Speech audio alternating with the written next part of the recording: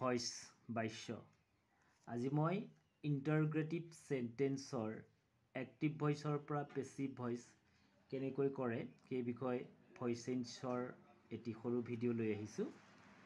ইন্টাৰগ্ৰেটিভ সেন্টেন্সক active ভইচৰ পৰা passive voice কৰিবলৈ হলে প্ৰথমতে সেন্টেন্সটোক এফাৰ্মেটিভ সেন্টেন্স কৰিব লাগে।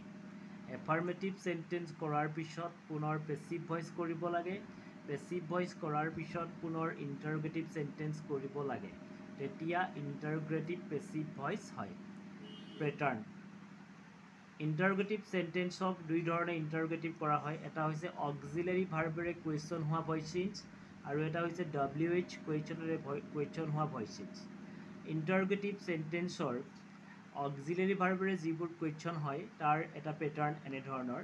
ইন্টাৰগ্ৰেটিভ সেন্টেন্স এক্টিভ ভইচত থাকিলে এফাৰ্মেটিভ সেন্টেন্স এক্টিভ ভইচ কৰি ল'ব লাগে। এফাৰ্মেটিভ সেন্টেন্সৰ পেসিভ ভইচ কৰিব লাগে আৰু শেষত ইন্টাৰগ্ৰেটিভ সেন্টেন্সৰ পেসিভ ভইচ কৰিব লাগে। Do you see the moon এটো active voice. Is the moon seen by you মই ইয়াত দেখুৱাই দিছো।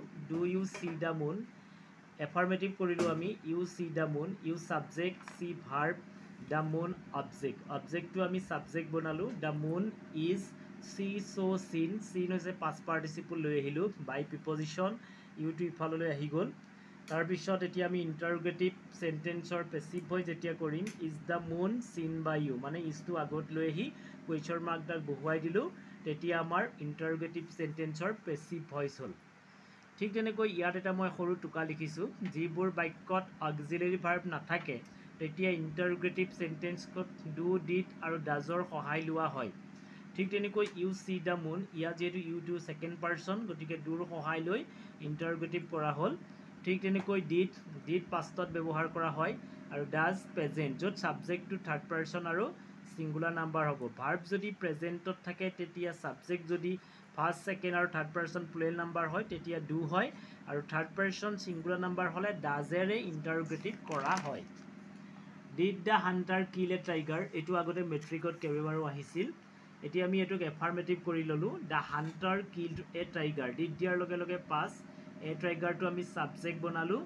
ঠিক তেনেকৈ ওয়াজ লৈ আহিলো কিলটো পাষ্টত আছে কিল্ড এটো ভাৰ্বৰ পাষ্ট পাৰ্টিচিপল অৰ্থাৎ ভাৰ্ব 1 ভাৰ্ব 2 ভাৰ্ব 3 আৰু বাই দা হান্টাৰ আমি প্ৰশ্নসূচক দিয়াৰ লগে লগে এটো পেসিভ হৈ গ'ল। এইকেইটা নমুনা দি দিছো change da voice of the following তোমালোকে কৰি চাব পাৰা। WH কুৱেশ্যনৰ ভইচ চেঞ্জত এনে ধৰণৰ যদি সেই এক্টিভ ভইচত হু থাকে পেসিভ ভইচত নমিনেটিভ কেছৰ বাবে বাই হুম ব্যৱহাৰ কৰা হয়।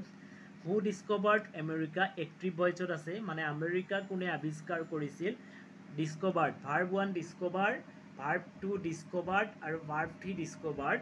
এতিয়া হু থকাৰ কাৰণে আমি according to pattern according to ৰুলৰ মতে আমি বাই হুম দিলো আৰু ওয়াজ লৈ আহিলো কাৰণ ভাৰ্বটো পাষ্টত আছে গতিকে আমি অবজেক্টটো ইফাললৈ লৈ আহিলো সাবজেক্ট বনাই ললো আৰু ডিস্কভাৰ্ড একচুয়ালি এইটো ভাৰ্ব 3 হয় পাষ্ট পাৰ্টিচিপল ফ্ৰম হয়। ঠিক তেনেকৈ who can do this by whom can this be done ইয়াত এইটো আমি চাব লাগিব কেন থাকিলে কেন বি মে থাকিলে মে বি সেল থাকিলে সেল বি শুড থাকিলে শুড বি কুড থাকিলে কুড বি মাষ্ট থাকিলে মাষ্ট বি উইল থাকিলে উইল বি এনেদৰে গৈ থাকিব। ঠিক তেনেকৈ হু ব্ৰোক দা গ্লাছ বাই হুম ওয়াজ দা গ্লাছ ব্ৰোকেন ব্ৰোকটো পাষ্টত থকাৰ কাৰণে আমি ওয়াজ লৈ আহিলো। এইকেইটা আমাৰ এক্সাৰসাইজ দিয়া হৈছে। Who read the this letter who posted the letter who do the work who did this work এনেধৰণে আজি ইন্টাৰগ্ৰেটিভ সেন্টেন্সৰ এইখিনিয়ে ভইচ চেঞ্জ লৈ আহিলো। অহাকালি পুনৰ ভিডিঅ' লৈ আহি আছো। ধন্যবাদ।